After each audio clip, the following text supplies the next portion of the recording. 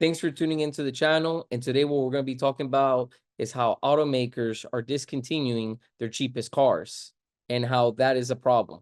But before we get into it, I'm going to ask for a huge favor. If you can like the video, don't forget to subscribe, leave some comments down below. Also, check my description box. I have some links there that could really help you out if you're thinking about doing Toro. And if you can follow me on my new Instagram page, I really would appreciate it. Now, let's go ahead and get into it. So, why are automakers cutting their most economical cars, right? We should all think there'd be a huge demand, but what they're going to make you believe is that there's a lack of demand, and that's why they're phasing them out, and that there's a bigger demand for the higher end cars. Now, don't get me wrong, there's definitely a demand for any type of car.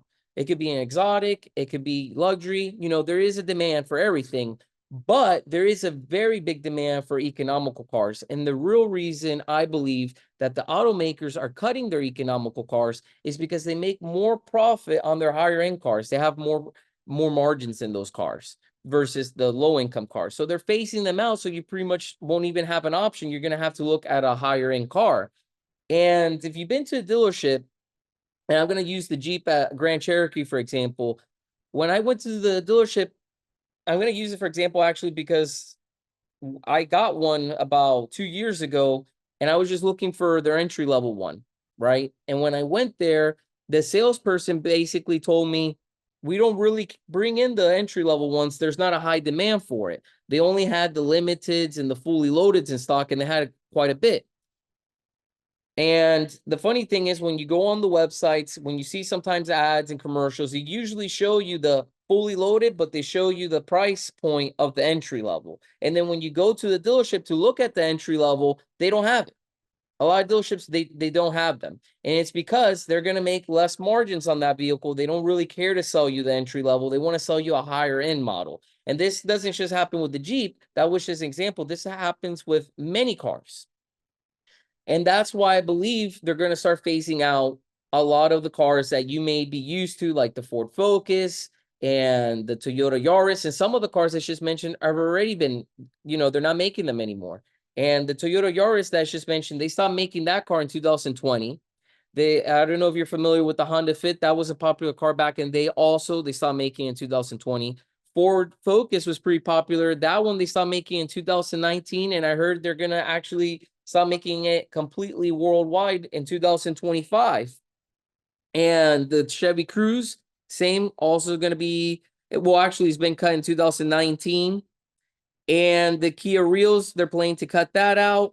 So they're planning to cut out a lot of the entry-level cars that many people will be looking for if they were looking for an affordable vehicle. So a lot of these cars that we would call cheap, affordable, they're being phased out, and you're going to be forced to buy something more expensive. Also, since the pandemic, everything's gone up in price. Even used cars are becoming more difficult to get at the $20,000 dollar point because everything's gone up. And with everything going up, it's just becoming a lot harder. And there is definitely a demand for these vehicles. If you actually go on Google and you do some research, you will see that these car companies, their sales were going up on these economy cars. They weren't going down. And that's why I'm saying it's because of profitability. A lot of these cars that you see that are economy cars, right? They share the same components on the higher end cars. And one of the popular ones is Audi and Lamborghini.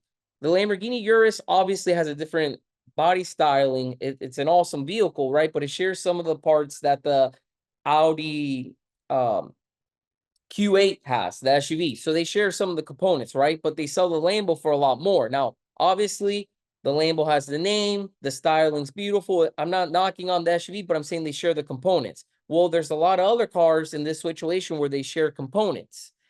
And they're going to make more profits on the higher end ones than they are on these economy ones. So we start phasing them out. You don't really have the option, and you will have to get the more expensive car. So I believe in 2025, you won't have an option to buy a brand new car anymore at $20,000, which is unfortunate because everything's so high and there's a large demand. Now I get it. Some of you are watching this video and saying, well, I don't want the $20,000 car or under. I want a fully loaded car, and that's okay. There's definitely a demand for those cars, but the point is, I just wanted to bring to light how a lot of economy cars are being phased out. And it's unfortunately because there is a large demand, and how the pre-owned market's also going up in price. So it's going to even be difficult on newer used cars to find them at these price points. And it's not because there's a lack of demand, it's just the profitability. Now, maybe car makers will bring these cars back. Chevy Trax came back. They did a redesign. It is a car a little over 20,000, but it's in the low 20,000s, and it's selling great. It has a new redesign. It's a fuel efficient car, and they're doing good. So maybe Chevy's noticing, hey, we're hurting here by cutting these cars. There is a demand, and we should still continue making them. And I believe that's why the Chevy Trax came back. It stopped being built, I believe, for a year, and I think it was in 2019 they stopped making it, and then they brought, or maybe longer than a year. I think they stopped making it. Actually, yeah, they stopped making it in 2019. They reintroduced it in 24. It's when they first came out, you couldn't even get your hands on it because so many people wanted to buy them. I think they did a really good job on the design, but there's a huge demand for affordable cars, and I believe that's why Chevy Trax are selling so well. Also, another one is the Ford Maverick. That came out when it first came out, you couldn't even get your hands on them. Everyone wanted them. And another thing that I really hate that a lot of car dealerships are doing, you'll see these cars being advertised at a starting point. So if you go like on the Ford website and you look up Maverick, I think the XL starts around 23.9. I could be wrong, but it's around that area. And you'll go to a car dealership, they probably don't have any XLs in stock. And if they do, you never find them really for the price that the dealership says it starts at. They always tend to be higher on the lot. And a lot of car companies are putting markups. They're putting all these protection packages that they're forcing you to get that you may not even want. Instead of selling them to you, right, and letting the individuals buy those packages that see the value in them, no, they're saying, no, you have to get it. We already put it on the car. Well, I didn't ask for it. I didn't ask for you to put that package on the car. I don't even want that package. You're not even selling, you're forcing. And no one wants to be forced into anything. It's okay if you want to say, hey, we have these options. Would you like this on your vehicle? Here's the benefits, and you get it. But they're not doing that. So then you don't even have the car for the starting price, which is frustrating. Then you put a package that's usually $2,000 or more on top of all the dealer fees and stuff, and then you're nowhere. So that car that you think you're getting for 23,000, when you go see at the dealership, is going to cost you 30.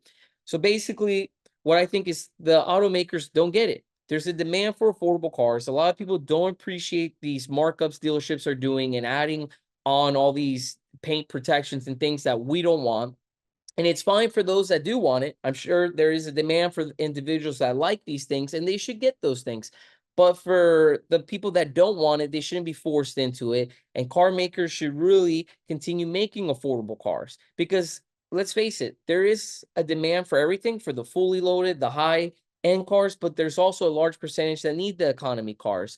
And I think phasing them out is not a smart idea. And the real reason I don't think it's the lack of demand, because when I went on Google and did some research, I saw that these economy cars, their sales were increasing. The Toyota Corolla, they've been selling more and more of those cars than ever before. Reason? Because everything's at all-time high. You need a car. A lot of people are going to go to the economy cars, affordable cars, and they're phasing them out, which is just, I think at the end of the day, as more time passes by, going to hurt the car makers. And I think a lot of these companies are going to end up reintroducing these cars that they're phasing out.